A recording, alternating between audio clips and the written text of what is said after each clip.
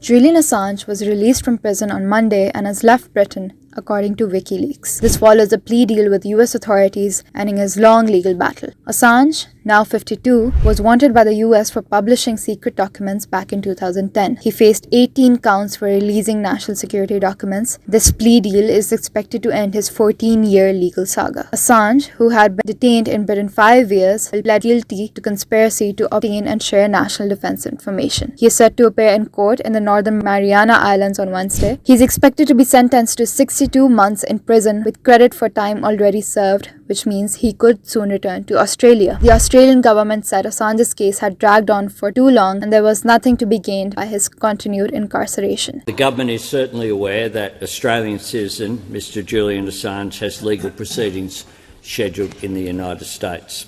While this is a welcome development, we recognise that these proceedings are crucial and they're delicate. I've been very clear as both the Labor leader in opposition but also as Prime Minister that regardless of the views that people have about Mr Assange's activities, the case has dragged on for too long. There is nothing to be gained by his continued incarceration and we want him brought home to Australia.